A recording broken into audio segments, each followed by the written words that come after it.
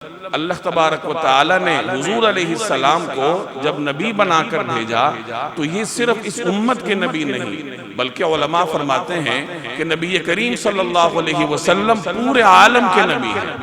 آپ صلی اللہ علیہ وسلم کا اپنا فرمان ہے بعثت الی الناس کافۃ کہ مجھے پوری انسانیت کے لیے نبی بنا کر مبعوث کیا گیا۔ اب یہاں پوری انسانیت سے کیا مراد ہے؟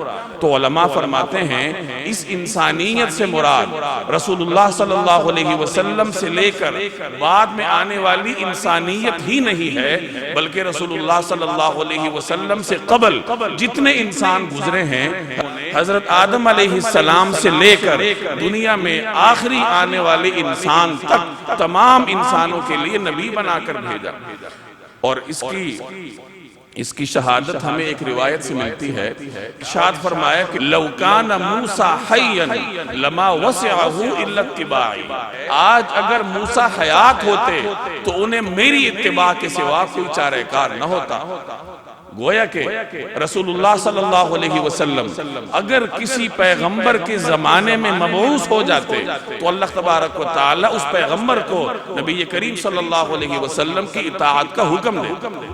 اور یہی مطلب ہے قرآن کریم کی اس آیت کا کہ اللہ تبارک و تعالی نے انبیاء کرام سے ایک میثاق لیا، ایک وعدہ لیا۔ وَإِذْ أَخَذَ اللَّهُ مِيثَاقَ النَّبِيِّينَ کہ اللہ تبارک و تعالی نے انبیاء کرام سے ایک میثاق لیا، ایک معاہدہ، وعدہ لیا۔ وعدہ کیا تھا؟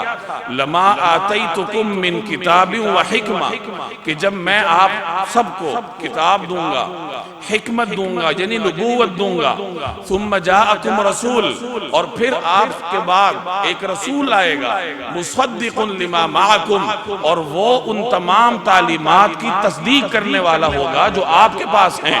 جب وہ رسول آئے گا تو آپ نے کرنا کیا ہے؟ لَتُؤْمِنُنَّ بِهِ کہ آپ سب نے اس پہ ایمان لانا ہے، وَلَتَنْصُرُنَّهُ اور ایمان لانے کے بعد اس کی نصرت بھی کرنی ہے۔ یہ میثاق لیا اللہ تبارک و تعالی نے تمام انبیاء کرام سے کہ جب ایک رسول آئے گا تو تم سب نے اس پہ ایمان بھی رکھنا ہے اور اس کی نصرت بھی کرنی ہے، اس کی مدد کرنی ہے۔ کیا تم اس وعدے پر مجھے پکا وعدہ دیتے ہو؟ یعنی اس میثاق پر مجھے پکا عہد دیتے ہو؟ یہ اللہ تبارک و تعالی نے انبیاء کرام سے وعدہ پختہ کرنے کے لیے ارشاد فرمایا۔ تو انبیاء کرام نے فرمایا اقررنا، ہاں ہم اقرار کرتے ہیں۔ اب یہ ایک میثاق ہے جس کا ذکر قرآن کریم میں ہے کہ اللہ تعالیٰ انبیاء کرام سے میثاق لیتے ہیں۔ اب یہاں رسول سے مراد کیا ہے؟ مفسرین فرماتے ہیں کہ یہاں رسول سے مراد جناب رسول اللہ صلی اللہ علیہ وسلم ہے، اور اللہ تبارک و تعالی نے تمام انبیاء کرام سے یہ میثاق لیا کہ اگر تمہاری موجودگی میں میرے وہ پیغمبر آ گئے نبی کریم صلی اللہ علیہ وسلم تو آپ سب نے ان پر ایمان رکھنا ہے اور نصرت ان کی کرنی ہے۔ اب یہاں ایک سوال پیدا ہوتا ہے کہ اللہ تبارک و تعالیٰ کو تو معلوم تھا کہ نبی کریم صلی اللہ علیہ وسلم سب سے آخر میں آئیں گے اور کسی پیغمبر کی حیات میں نہیں آنے والے۔ تو جب کسی پیغمبر کی حیات میں نہیں آنے والے اور نصرت کی نوبت ہی نہیں آئے گی تو پھر اس میثاق کا فائدہ کیا تھا؟ تو مفسرین نے اس کا بھی جواب دیا۔